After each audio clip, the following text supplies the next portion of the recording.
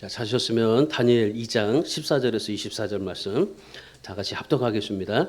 왕의 시대 장관 아리옥이 바벨론 박사들을 죽이러 나가매 다니엘이 명철하고 슬기로운 말로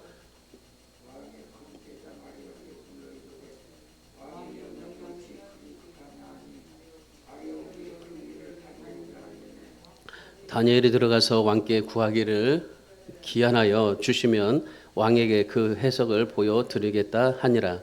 이에 다니엘이 자기 집으로 돌아가서 그 동무 하나냐와 미사엘과 아사랴에게 그 일을 고하고 하늘에 계신 하나님이 이 은밀한 일에 대하여 긍휼히 여기사 자기 다니엘과 동무들이 바벨론의 다른 박사와 함께 죽임을 당치 않게 하시기를 그들로 구하게 하니라. 이에 이 은밀한 것이 밤의 이상으로 다니엘에게 나타나 보임에 다니엘이 하늘에 계신 하나님을 찬송하니라. 다니엘이 말하여 가로되 영원 무궁히 하나님의 이름을 찬송할 것은 지혜와 권능이 그에게 있음이로다. 그는 때와 기한을 변하시며 왕들을 패하시고 왕들을 세우시며 지혜자에게 지혜를 주시고 지식자에게 총명을 주시는도다. 그는 깊고 은밀한 일을 나타내시고 어두운 데 있는 것을 아시며 또 빛이 그와 함께 있도다. 나의 열조의 하나님이여 주께서 이제 내게 지혜와 능력을 주시고 우리가 주께 구한 바 이를 내게 알게 하셨사오니 내가 주께 감사하고 주를 찬양하나이다. 곧 주께서 왕의 그 일을 내게 보이셨나이다 하니라.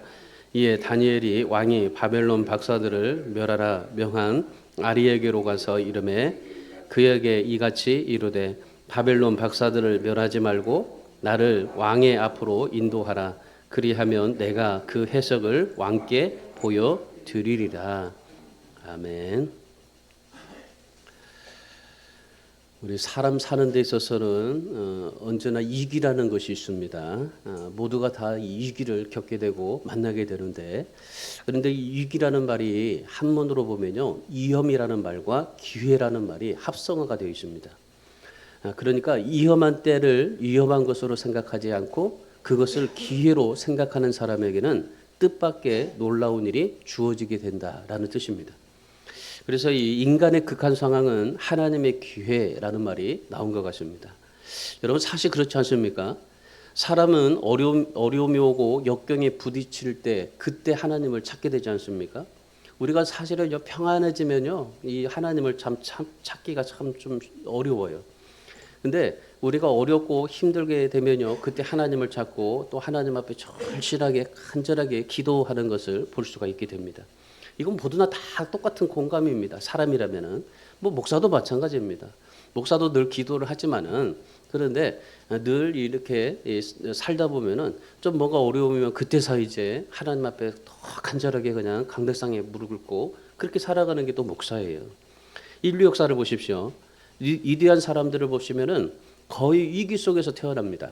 그리고 위기를 직면할 때 낙심하지 않고 오히려 기회로 삼고 하나님을 의지해서 극복했던 것들을 많이 보게 됩니다. 우리나라가 3.1절 운동도 마찬가지잖아요. 그 교회에서부터 일어나게 되었고 또 정말 그 예수 믿는 사람들에 의해서 그렇게 3.1 운동이 일어나게 되고 독립운동이 일어나게 되지 않습니까? 그러니까 우리의 모든 역사들, 과거들, 인류의 그런 모든 것들을 보면요, 이런 여러 가지 그런 위기 가운데서 믿음으로 난관을 뚫고 또 그 어떤 난관이 우리에게 찾아온다 할지라도 그것을 뛰어넘어서 살아갔던 그런 사람들의 모습을 보게 될 수 있는 겁니다. 오늘 본문의 말씀에도 보시면은 위기를 축복으로 만들었던 다니엘의 이 믿음이 소개되고 있습니다. 오늘 이 본문에 다니엘이 나오는데 1장에서 우리가 여러분이 좀 이제 아마 보셨듯이 1장에 보면은 이제 다니엘이 그 채소를 남들은 고기를 먹으라고 했는데 진미 성찬을 다 주면서 그 고기를 먹으라고 했는데 근데 자기는 우상에게 있는 음식을 먹지 않고 채소만 먹겠다. 그렇게 그 고집하면서 그렇게 삶을 살았지 않습니까? 그리고 2장에 와서 이제 이 다니엘의 믿음의 그 모습을 보게 되는데 여기 다니엘이 우리가 다니엘서를 보겠지만은 이 다니엘의 나이가 몇 살이나 될까요? 이제 겨우 16 정도밖에 안 돼요. 16살이면은 우리나라 어떻습니까? 중학교 1학년 정도 되지 않겠습니까? 그러니까 지금 이 다니엘의 나이가 겨우 16살이에요. 그러니까 이 16살에 그런 결단을 합니다. 다니엘 1장 8절의 말씀을 한번 보시면은 이 다니엘이 뭐라고 결단하면요, 뜻을 정해요. 참 이 어린애가 뭘 뜻이 있어서 무슨 뜻을 정할까요? 뜻을 정했는데 왕의 음식과 포도주로 자신을 더럽히지 않겠다. 그런 뜻을 정합니다. 겨우 중학교 1학년짜리가요. 이 바벨론 왕이 주는 거 자랑스럽게 생각하지 않겠습니까? 이 포로로 잡혀갔기 때문에 이 바벨론이라 그 당시에 바벨론 나라는 정말 그 모든 강대국이었으니까 그 강대국의 왕이 그런 음식을 준다고 생각해 보세요. 이거 왕의 음식과 포도주를 준다는데 그러면은 그 어린아이들이 어떻게 될까요? 얼마나 정말 지금까지 먹어보지 못했던 것을 여기 와서 먹게 되는구나. 그렇게 생각하고 얼마나 정말 그걸 잘 받아 먹을 수 있겠어요. 그리고 자랑스럽게 생각할 수 있지 않겠습니까? 왜냐하면 포로로 끌려간 아이들이 굉장히 많아요. 근데 지금 다니엘은 왕궁에 있잖아요. 다른 포로된 아이들은 어때요? 열심히 그냥 뭐 농사짓고 뭐 노예하고 뭐 그렇게 하지 않겠습니까? 근데 다니엘은 지금 이 왕궁에 왔고 왕궁의 포로로 끌려왔고 그리고 왕궁에서 지금 진미성찬을 먹을 수 있고 얼마나 자랑스럽게 생각합니까? 그런데 이 다니엘이 어떤 마음이냐면은 명예보다 권력보다도 하나님 앞에 더 인정받고 싶은 거예요. 참 이 그 다니엘의 모습을 보면요, 참 대단한 거죠. 어떻게 이 다니엘이 그런 명예와 권세를 다 내버려두고 하나님 앞에 인정받고 싶을까? 여러분 중학교 1학년짜리가 뭘 알겠습니까? 무슨 명예를 알고 무슨 권세를 알겠어요? 그런데 그런 명예, 권세, 이 모든 것들을 다 포기하고 오직 하나님께만 인정받기로 삶을 결단하고 뜻을 정하고 그렇게 삶을 살아가는 이 다니엘의 모습을 보게 됩니다. 여러분 이런 다니엘의 모습을 볼 때 얼마나 놀랐습니까? 어린 나이에 더구나요 포로 신분이에요.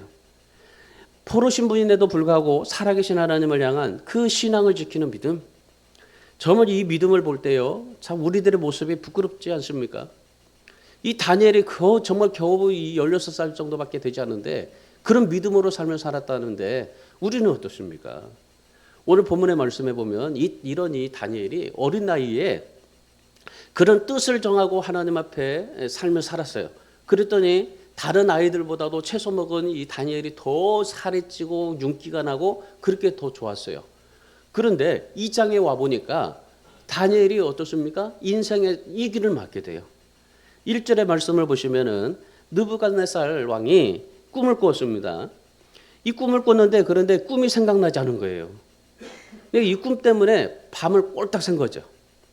그래서 2절의 말씀에 보니까 이 꿈을 알고 싶어서 어떻게 했냐면은 갈대아 지역의 모든 박수들, 술객들, 점장이들, 술사들 다 불렀어요. 그러니까 신령하다고 생각하는 사람들을요 다 불러 모은 겁니다. 그리고 나서 이 사람들을 다 불러놓고 뭐 하라고 했냐면요 꿈을 해석하라고 한 거예요. 그런데 문제는 뭐냐면은 이 왕이 꿈을 이야기해 주면은 좀 해석할 수 있겠는데 그런데 이 왕이요 그 꿈조차도 몰라요. 자신도 꿈에 대해서 몰라요. 분명히 꿈을 꾸었는데 근데 그 꿈을 몰라요.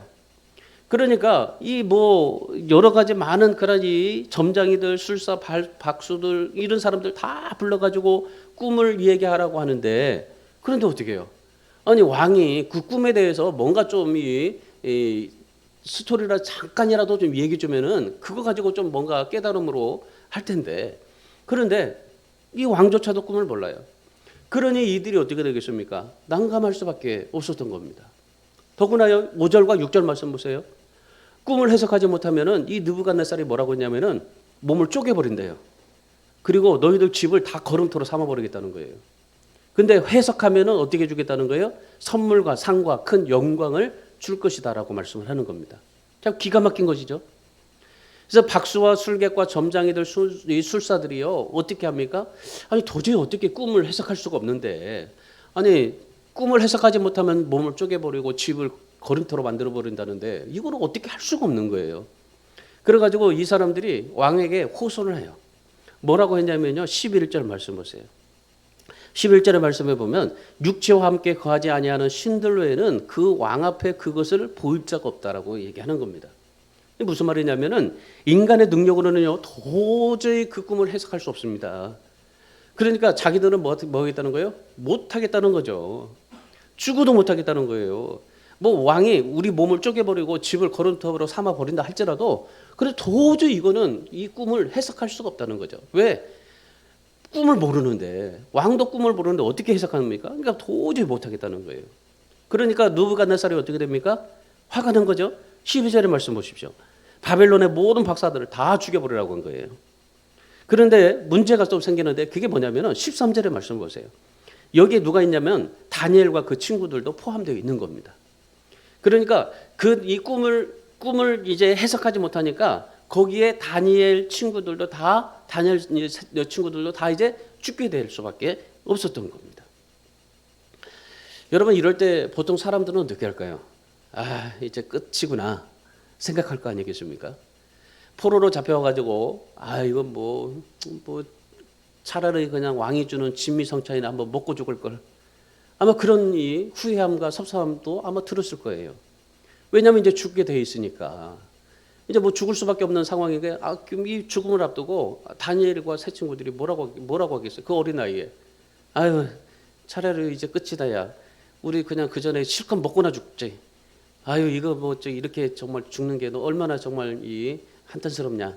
아마 그렇게 생각했을 거 아닙니까? 그런데 여러분 다니엘을 보세요. 다니엘이요 이런 위기 앞에서도요 당황하거나 절망하지를 않아요. 오히려 이 다니엘이 이 위기를 축복의 기회로 삼습니다. 그러니까 이 다니엘이 위기가 찾아왔을 때 어떤 마음을 갖냐면요 하나님이 도와주실 거야. 그 믿음을 갖는 거예요. 보통 사람들이 우리가 보면요 아 이제 다 끝났어라고 생각할 때 그때 다니엘은요 아니 하나님이 분명히 도와주실 거야. 하나님이 분명히 우리에게 뭔가를 역사하실 거야.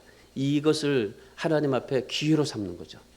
그러니까 여러분 우리가 생각해 보면요 우리에게 다가오는 어떤 이 위기들은요 난관들을 기회로 한번 삼아 보세요. 아 이것이 정말 내게 기회구나. 다니엘 보세요. 지금 죽음의 위기 앞에서 지금 무슨 생각하는 거예요? 아 지금 이것이 우리에게 기회구나. 이것을 통해서 하나님 앞에 아 나를 통해서 뭔가를 이루어 가시겠다 하시는 하나님의 그 뜻을 보고 그 뜻을 하나님 앞에 이제 뜻을 비치는 거예요. 그러니까 이 다니엘의 그런 죽음 앞에서 하나님 이게 좀 나에게 기회가 되게 해주십시오. 그래서 나를 통해서 하나님 좀 뭔가 되게 해주십시오. 보통 우리가 생각해 보면요, 우리 믿는 사람들 보면요, 우리가 하나님 앞에서 신앙생활할 때 어떤 그런 여러 가지 많은 그런 어려움이 닥치고 고통이 닥쳐요. 그러면 우리가 어때요? 아, 하나님 왜 나에게 이러십니까?라고 말할 수 있어요. 그러나 우리가 좀 바꿔서요, 이 다니엘처럼 아 이걸 좀 기회로 한번 삼아 보세요. 하나님 이것을 통해서 정말 나에게 하나님 이 기회가 축복이 되게 하시고 또한 이것을 통해서 나에게 하나님 나를 통해서 하나님 놀랍게 좀 한번 역사해 보십시오 하는 그러한 하나님 앞에 뜻을 한번 좀 내비쳐 보십시오. 그러면 어떻게 하겠습니까? 하나님께서 그 믿음대로 되게 하시는 겁니다. 오늘 다니엘이 하나님께서 도와주시겠다는 믿음으로 하나님 앞에 극복하게 된 겁니다. 여러분 이 믿음이라는 것은요 나이에 상관없는 겁니다. 다니엘이 고작 16살인데 그런 믿음을 가졌다고 해서 뭐가 달라지겠어요? 오늘 우리는 뭐 나이가 이렇게 먹어서 믿음을 가졌는데 뭐가 달라지겠어요? 여러분 이 믿음은요 연륜도 아니에요.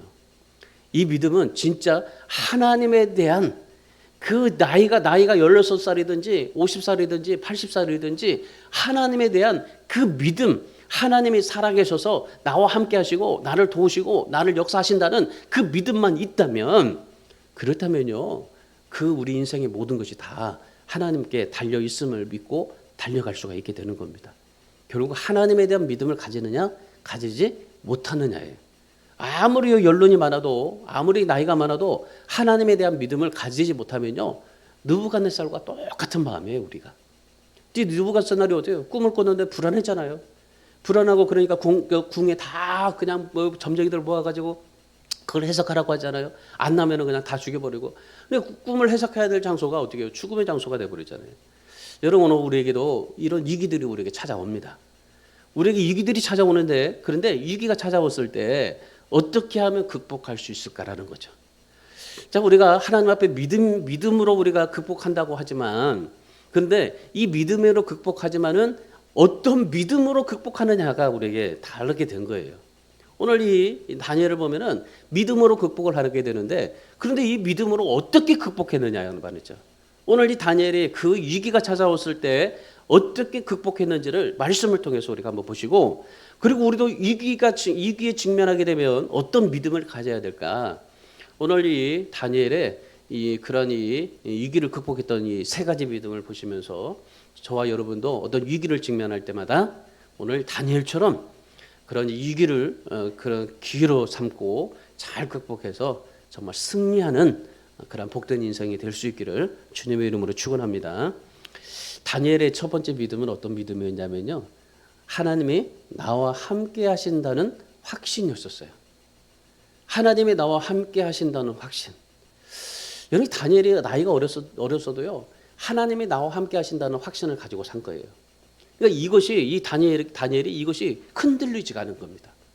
하나님이 나와 함께 하신다는 확신. 그러니까 바벨론 포로로 가서도 하나님이 나와 함께 하신다는 확신. 그리고 바로 포로가 되기 전에 유다에서 살 때 하나님이 나와 함께 하신다는 확신. 그런 하나님이 나와 함께 하신다는 확신 속의 삶을 살게 됐던 겁니다. 오늘 14절 16절의 말씀 보세요. 느부갓네살 이 꿈을 해석하지 못해가지고 이 바벨론 왕궁이 어떻게 됩니까? 난장판이 됐잖아요. 시위대 장관이었던 아리옥이라는 사람이 이 박사들을 다 죽이러 다닙니다. 그 느부갓네살이 다 죽여버리라고 하니까 이제 시위대 장관이 다 찾아가면서 이제 죽이러 다니는 겁니다. 그러니까 그 다니엘이 이 시위대장 아리옥에게 그런 말을 하는 거죠. 내가 왕에게 좀 보내게 달라고, 왕을 좀 만나게 달라고. 왜 그러냐 그랬더니 이 왕에게 할 말이 있다. 그래서 그 다니엘이 왕에게 가서 뭐라고 그래요? 명철하고 슬기로운 말로 왕을 안심시키고 나서 뭐라고 하냐면요, 딱 이 한마디예요. 기한을 주시면 해석하겠다고. 참 이 이런 담대함이 어디서 나올 수 있을까요? 그 당시에 이 포로인데, 어렸는데. 근데 어떻게 이 바벨론의 그 왕이었던 느부갓네살에게 어떻게 기한을 좀 주면은 해석하겠다라고 그렇게 말할 수가 있을까요? 이건 도저히 상상할 수 없는 일입니다. 왜 다니엘에 이런 담대함이 생길 수 있었을까요? 그건 한 가지예요. 하나님이 나와 함께 하신다는 믿음 때문이었습니다. 하나님이 나와 함께 하신다니까 이 다니엘이 거기에 뭐가 생겨요? 어떤 불안과 초조와 답답함이 생긴 게 아니에요. 담대함이 생긴 겁니다. 자신을 해석할 수 없어요. 그러나 하나님이 함께 하시면은 능히 이것을 해석할 수 있다라는 믿음을 갖게 된 겁니다. 그러니까 여러분 이 다니엘이 믿음을 가졌지만요, 확신이 없으면은 이 믿음이 발휘되지가 않아요. 오늘 다니엘이 하나님 앞에 믿음을 가졌어요. 하나님에 대한 믿음을 가졌는데, 그런데 그 믿음을 어떻게 승화시켜요? 하나님이 나와 함께 하신다는 확신을 갖게 된 겁니다. 그러니까 이 다니엘이 어디를 가든지 하나님이 함께 하신다는 거예요. 내가 운전을 해서 어디를 가든 하나님이 함께 하시고, 내가 어떤 일을 해도 그 일 속에서 하나님이 함께 하시고, 내가 무엇을 하든지 하나님이 나와 함께 하신다는 그 믿음을 가졌는데, 근데 그 하나님이 함께 하신다는 확신이 이 다니엘을 완전히 사로잡아 버린 거죠. 그러니까 이 하나님에 대한 이 확신이, 함께 한다는 확신이 내 머릿속을 완전히 꽉 채워버리니까 다른 것들이 이 다니엘에게 들어오지를 못하는 거예요. 다른 이 불안하고 그 여러 가지 걱정스럽고 염려되는 거, 이런 것들이 들어오지 않고 이 다니엘에게 이 모든 그런 이 믿음 가운데서 이 확신으로 가득 차니까 오직 하나님께만 보여지게 되고, 하나님이 함께 하신다는 것이 되고, 또 하나님이 역사하신다는 것이 믿어지게 되는 거죠. 15절 말씀 보세요. 이 하나님이 함께 한다는 믿음을 가지니까 다니엘의 마음이 어떠냐면은 뭐예요? 급하지 않아요. 왕이 장관 아리옥에게 물어가로되 왕의 명령이 어찌 그리 급하냐고 그래요. 그래서 이 다니엘이요, 급하지 않아요. 차분합니다. 왜? 하나님이 함께 하신다는 그 믿음 때문이에요. 여러분, 이런 담대함을 누구에게 배웠을까요? 이 다니엘이. 제가 볼 때는 아마도 믿음의 선배였던 요셉을 아마 좀 생각하지 않나 싶습니다. 왜냐하면 이 느부갓네살이 꿈을 꿨잖아요. 근데 요셉이 꿈을 꿨잖아요. 요셉이 꿈을 꾸고 그 꿈을 통해서 해석할 수 있는 능력과 지혜를 주셨잖아요. 그러니까 이 다니엘도 하나님이 요셉에게 해석할 수 있는 능력과 지혜를 주셨던 것처럼 하나님께서도 나에게도 그렇게 똑같이 역사하실 수 있을 거야 하는 그런 확신 속에 믿음 가지고 살았던 겁니다. 그러니까 이 다니엘이 그런 이 믿음의 선조들이 했던 것을 보면서 그것을 자기도 그렇게 할 수 있다라고 생각을 하게 되니까 어떻게 됩니까? 이 다니엘이 그런 느부갓네살에게 내가 좀 기한을 주면은 해석할 수 있겠다라고 그렇게 담대하게 얘기할 수가 있게 되는 겁니다. 만약에 여러분의 자녀가 한번 그렇게 했다고 한번 생각해 보세요. 여러분의 자녀가 어렸을 때 중학교, 초등학교 애들이 내가 저기 대통령한테 가가지고 내가 예수 믿으라고 그렇게 선포하겠다고 한번 얘기해 보세요. 미쳤다고 할 거예요 아마.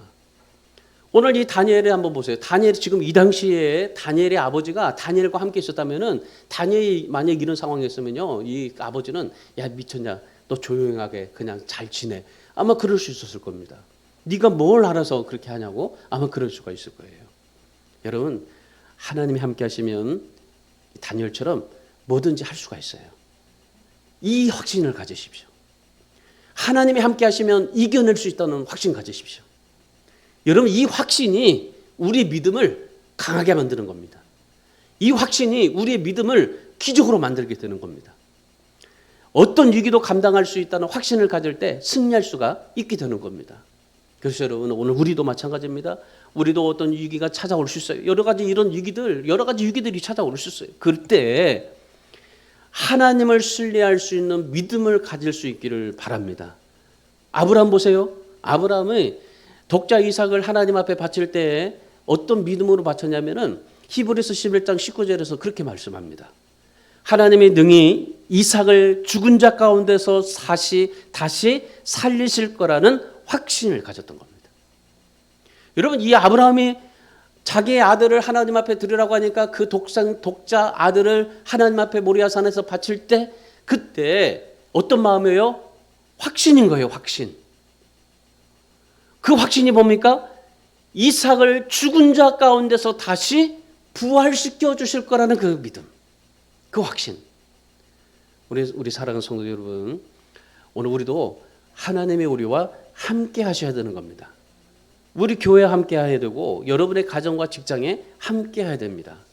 근데 만약에 여러분 하나님이 우리에게 떠나셨다고 한번 생각해 보세요. 여러분에게 성령이 떠났다고 생각해 보세요. 그러면은 뭐가 남을까요? 내 안에 하나님이 떠나고 성령이 떠나면 뭐만 남을까요? 인간의 성질밖에 남지 않겠어요? 죄밖에 남지 않는 겁니다. 오늘 느부갓네살 보세요. 느부갓네살. 이 12절의 말씀에 보면은 진노하고 통분하고 그래서 바벨론 모든 박사들을 다 죽여버리지 않습니까? 여러분 오늘 우리도 마찬가지입니다. 하나님이 함께 하신다는 이 확신 속에서 사십시오. 정말 여러분이 무슨 일을 하든지 뭘 하든지요, 하나님이 함께 하신다는 이 확신을 가지고 여러분의 어떤 환경이 닥쳐도 어떤 위기가 닥쳐도 두려워하지 마시고 다니엘처럼 위기를 축복의 기회로 삼고 그리고 그 확신 속에서 하나님이 함께 하신다는 그런 믿음 속에서 여러분도 똑같은 하나님의 승리의 기적을 볼 수 있기를 주님의 이름으로 축원합니다. 두 번째 이 다니엘의 믿음은 어떤 믿음이냐면은 기도했어요. 기도. 위기를 극복할 수 있는 두 번째 비결 기도였습니다. 첫 번째는 확신이었죠. 두 번째는 기도였어요. 근데 기도가 어떤 기도였냐면요, 합심 기도였었어요. 합심 기도. 다니엘이 왕에게 기한을 달라고 담대하게 말하지 않았습니까? 그리고 나서 다니엘이 무엇을 했냐면 18절 말씀을 보세요. 18절 말씀을 우리 다 같이 함께 읽습니다. 18절 시작. 하늘에 계신 하나님이 이 은밀한 일에 대하여 긍휼히 여기사 자기 다니엘과 동무들이 바벨론의 다른 박사와 함께 죽임을 당치 않게 하시기를 그들로 구하게 하니라. 다니엘이 위기에 처했습니다. 믿음의 확신을 가지고 나갔습니다. 그리고 나서 뭐였어요? 믿음의 확신을 가지고 하나님이 함께 하신다는 확신 가지고 이 왕에게 좀만 기한을 주세요. 해석해 주겠습니다. 그렇게 말하고 나서 집으로 돌아왔어요. 집으로 돌아와서 다니엘이 어땠을까요? 내가 미쳤지. 왜 그 왕에게 가서 내가 왜 그런 말을 했지? 아니 못하게 되면은 그냥 아주 처절하게 그냥 사지가 다 찢어질 텐데 아주 정말 그 일을 왜 내가 그렇게 말하고 왔을까? 후회할 수 있었을 거 아니겠습니까? 근데 이 다니엘이 집으로 가서 뭐 했어요? 가장 친구들에게 그냥 그때 친구였던 하나냐와 미사엘과 아사랴가 있었어요. 그 친구들에게 갑니다. 그리고 친구들에게 이제 말을 하는 겁니다. 사실대로 모든 것을 말합니다. 그러고 나서 뭘 했냐면요. 이 친구들과 함께 기도실로 들어간 거예요. 그러니까 이 다니엘은요. 이 자기 집으로 가서 항상 기도실이 있었던 거예요. 그러니까 이 다니엘이 이 왕에게 말을 하고 난 뒤에 자기 집으로 가서 친구들과 함께 얘기를 하고 친구들과 함께 기도하자고 해서 기도실로 들어간 거예요. 근데 여러분 느부갓네살을 보세요. 느부갓네살은 문제가 일어날 때 어디로 갑니까? 궁전으로 가잖아요.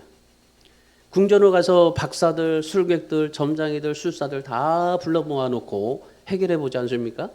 근데 오히려 그 해결하려고 하는 그 장소가 어떻게 돼요? 도저히 해결할 수는 없고 피바람이 나는 그런 장소가 되지 않습니까? 근데 다니엘을 보세요. 다니엘은 어디로 갑니까? 기도실로 갑니다. 왕궁의 침상에서 해석할 수 없는 꿈, 왕궁에서 풀 수 없는 것들 어디서 해결합니까? 어디서 해결받습니까? 기도에서 해결받습니다. 여러분 문제가 생길 때 여러분에게도 문제가 생길 때 여러분 어디로 가서 해결합니까? 보통 사람을 찾아갑니까? 왕궁입니까? 여러분 사람을 찾아간다고 해결됩니까? 아닙니다. 여러분의 기도실로 들어가셔야 됩니다. 여러분이 있는 곳에 집이든지 여러분이 직장이든지 어디든지 기도실로 들어가셔야 됩니다. 여러분이 있는 곳을 기도실로 만드십시오. 다니엘이 기도실로 들어갔어요. 그러니까 어떻게 됩니까? 19절 말씀을 보세요. 19절 말씀 우리 함께 더 읽습니다. 이에 이 은밀한 것이 밤에 이상으로 다니엘에게 나타나 보이매 다니엘이 하늘에 계신 하나님을 찬송하니라. 할렐루야. 하늘 문이 열리게 된 거죠. 하늘 문이 열렸어요. 그리고 느부갓네살의 꿈이 이상으로 나타났습니다. 환상으로 나타났다는 거죠. 여러분 그래서 기도할 때 하나님은 우리에게 뭘 하시냐면요. 은밀한 것을 나타내신다는 것을 믿으시기 바랍니다. 우리가 하나님 앞에 기도할 때 하나님은 은밀한 것으로 나타내 보시는 겁니다. 그래서 우리가 하나님 앞에 기도하라는 거예요. 기도실에 가서 기도하라는 겁니다. 사랑 여러분 다니엘의 이 믿음을 보세요. 오늘 우리에게도 얼마나 중요합니까? 우리에게도 그런 여러 가지 위기가 찾아옵니다. 위기가 찾아올 때 중요한 건 뭡니까? 기도하는 겁니다. 그런데 나 혼자 기도하는 게 아니라 어떻게 해요? 다른 사람들한테 얘기를 해서 같이 함께 기도하는 겁니다. 그러니까 하나님은요 나 혼자 기도해도 되지만은 그런데 같이 함께 기도하는 이 합심 기도를 굉장히 하나님이 기뻐하십니다. 여러분 우리 교회도 이런 사람들이 많아지기를 좀 소망합니다. 어려우면요 함께 기도하고 힘들면요 성전에 가서 함께 기도하자. 그렇게 할 수 있는 그런 사람들이 좀 많아졌으면 좋겠어요. 그래서 함께 기도하고 어떤 정말 어려움이 있으면 함께 기도하고 그 기도할 수 있는 믿음의 사람들 이런 사람들이 우리 교회가 정말 이런 우리 성도들이 다 이런 사람들이 되었으기를 주님의 이름으로 축원합니다. 마태복음 18장 19절에 주님께서 약속하셨어요. 뭐라고 약속하셨냐면은 진실로 다시 너에게 이르노니 너희 중에 두 사람이 땅에서 합심하여 무엇이든지 구하면 하늘에 계신 내 아버지께서 그들을 위하여 이루게 하시리라. 전도서 4장 12절의 말씀해 보시면은 한 사람이면 피하겠거니와 두 사람이면 맞설 수 있나니 세 겹줄은 쉽게 끊어지지 아니하느니라 그랬습니다. 여러분 오늘 이 주님의 약속 말씀 믿고 여러분 하나님 앞에 정말 기도하되 나 혼자 기도할 수도 있지만은 그러나 함께 기도하세요. 함께 기도하면 하나님께서 어떻게 하셔요? 하늘문을 열어주셔요. 그리고 은밀한 것을 이상 중에 나타내 보여주십니다. 그런 하나님의 은혜와 하나님의 놀라운 그런 역사가 여러분의 인생과 여러분의 삶 속에도 있어지기를 주님의 이름으로 축원합니다. 그래서 여러분 우리 인생의 문제는요 환경이 아니에요. 우리 인생의 문제는 여건이 아닙니다. 현실이 아닙니다. 모든 것을 다스리시는 그리고 우리에게 은밀한 것을 보여주시는 하나님 앞에 기도하는 것입니다. 그래서 우리에게 인생의 문제, 우리 인생의 위기는요 하나님 앞에 기도할 때 그때 하나님께서 우리의 모든 것을 이루어 주시고 또한 하나님께서 모든 것을 역사해 주시는 것입니다. 그래서 오늘 우리 다니엘처럼 여러분 오늘 우리도 어떤 위기를 직면했을 때 그때 기도실로 들어갈 수 있기를 바랍니다. 기도의 습관을 들이세요. 내가 어떤 위기가 오면요 차차 하지 마시고 내가 어떤 위기가 오면은 사람 찾아가려고 하지 마시고 어떤 위기가 오면요 바로 그 자리에서 기도하는 습관을 기르세요. 바로 그 자리에 하나님 앞에 무릎 꿇고 그 자리를 기도실로 만드십시오. 그리고 하나님 앞에 기도함으로 인해서 그래서 정말 위기를 축복으로 만들고 그리고 하나님 앞에 기도함으로 하나님이 보여주시는 놀라운 하나님의 섭리와 역사를 경험하고 체험하며 살아갈 수 있기를 주님의 이름으로 축원합니다. 마지막 세 번째 다니엘의 믿음이 어떤 믿음이었냐면은 하나님을 찬양한 겁니다. 본문 19절의 말씀 보세요. 19절의 말씀에 보면 이에 이 은밀한 것에 밤의 이상으로 다니엘에게 나타나 보임에 다니엘이 하늘에 계신 하나님을 찬송하니라 그랬습니다. 다니엘이 위기가 찾아왔을 때 하나님이 함께 하신다는 확신을 가졌죠. 그리고 나서 집으로 돌아가서 친구들과 함께 합심해서 기도실로 들어갔죠. 그리고 나서 하늘 문이 열리고 이상을 보여주셨습니다. 그리고 난 뒤에 다니엘이 뭐합니까? 응답하신 하나님 앞에 찬양합니다. 여러분 이것이 우리에게 정말 이 하나님이 주시는 이 기도 응답의 이 마지막이에요. 피니시예요. 하나님 앞에 내가 응답을 받았어요. 그럼 하나님을 찬양하셔야 되는 겁니다. 여기까지예요. 그 찬양 하나님을 찬양하니까 이제 이 다니엘에게 어떻게 해요? 하나님께서 이제 그렇게 놀랍게 역사가 되잖아요. 보통 사람 같으면요 해석을 알게 되었을 때 어떻게 할까요? 우리도 마찬가지입니다. 하나님 앞에 기도했어요.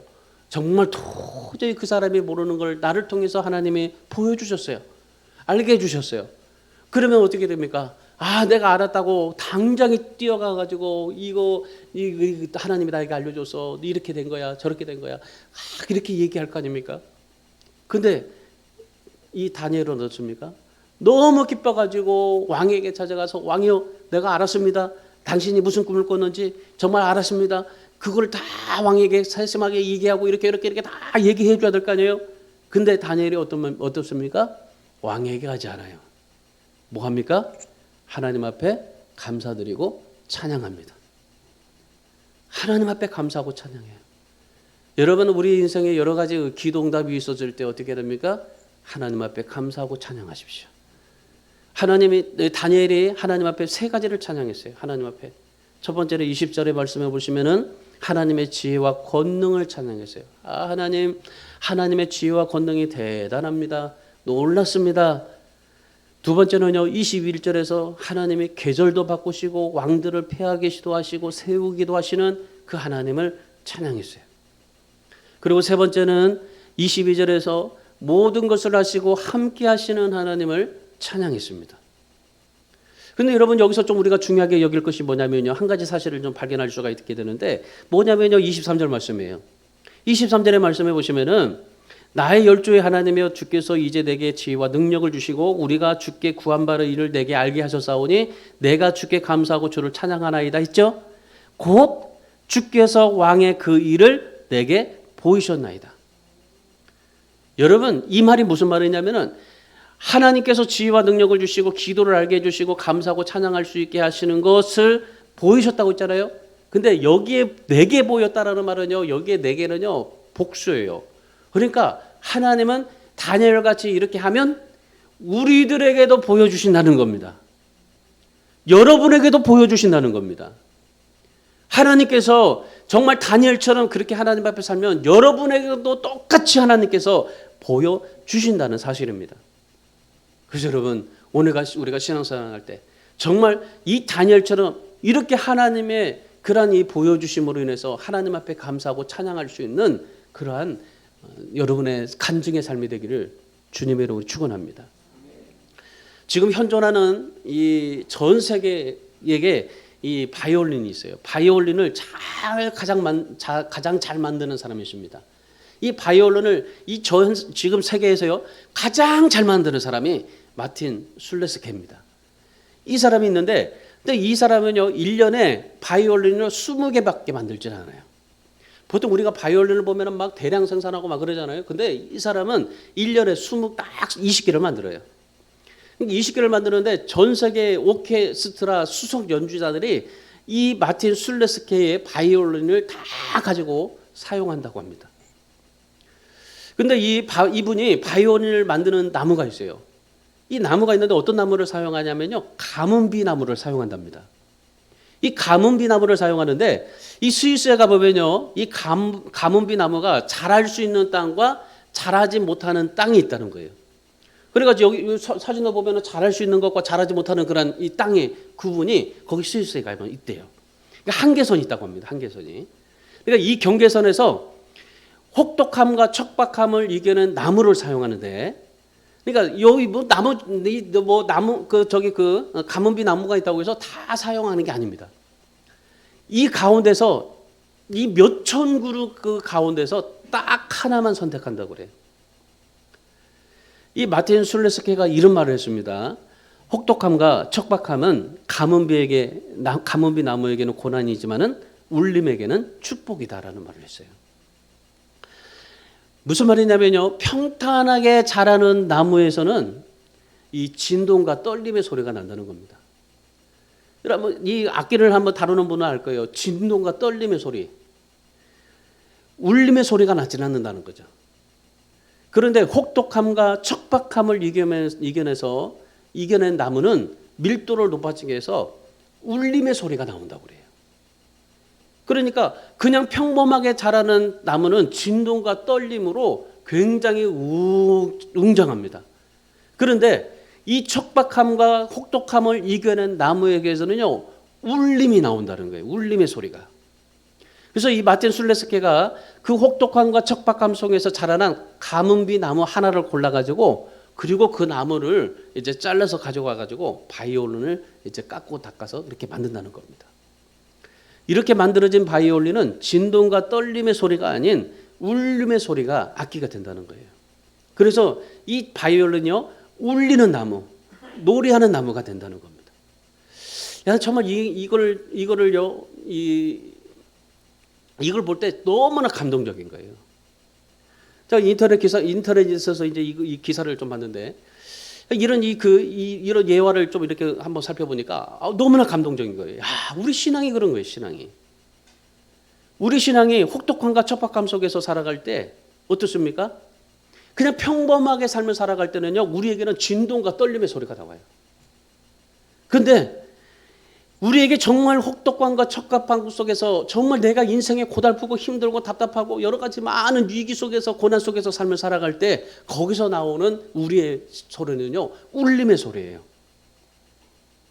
그러니까 여러분, 우리의 신앙을 보세요. 혹독함과 척박함 속에서 살아가는 오늘 우리를 정말 우리의 거장이신, 영적인 거장이신 예수님께서 그 우리를 깎아내고 다듬고 조각해서 하나님을 노래하는 나무로 만드시고 있다는 겁니다.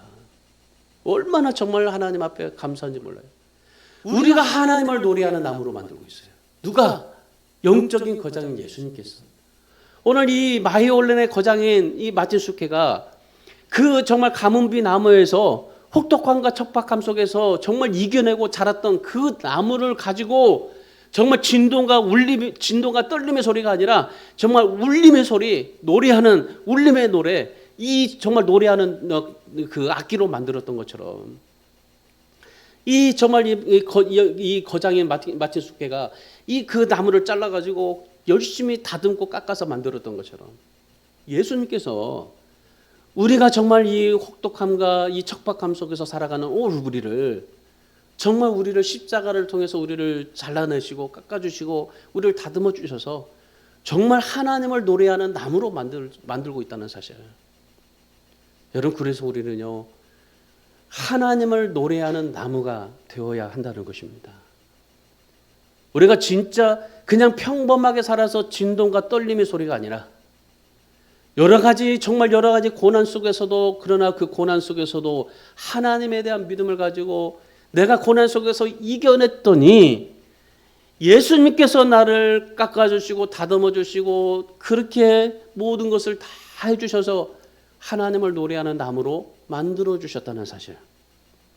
여러분, 그래서 오늘 우리가 신앙생활할 때 중요한 것은요, 내가 주님 앞에 무엇을 했느냐? 여러분, 이것이 사실상 중요하지 않아요. 내가 주님 앞에 무엇을 했느냐? 내가 주님 앞에 지금 뭘 하느냐? 여러분, 이것이 우리에게 중요한 것이 아니라 우리의 적합함과 인생의 혹독함 속에서도 하나님을 노래하는 자가 될 수 있느냐라는 것입니다.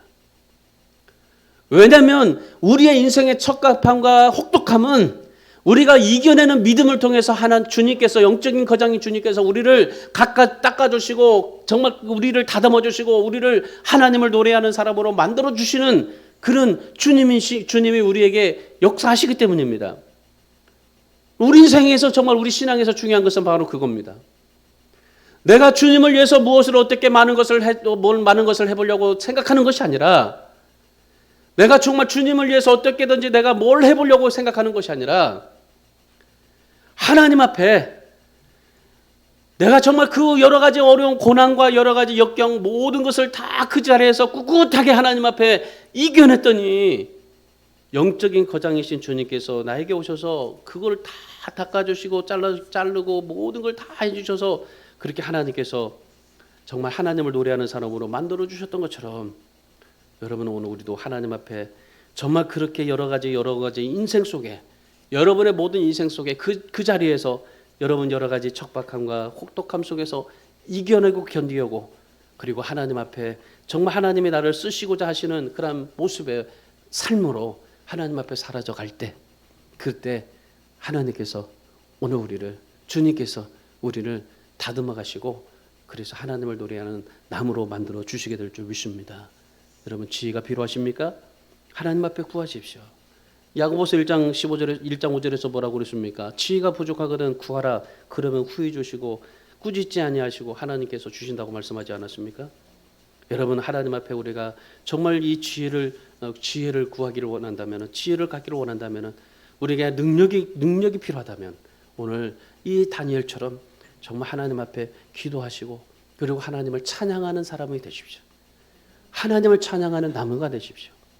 그래서 우리 사랑하는 성도 여러분, 오늘 이 가문비 나무가 거장인 마틴 슐레스케에게 노래하는 나무가 되었던 것처럼 척박함과 인생의 혹독함 속에서 살아가는 우리, 영적인 거장이신 주님께서 우리를 다듬고 깎아서 하나님을 찬양하는 그런 나무가 될 수 있기를 주님의 이름으로 축원합니다.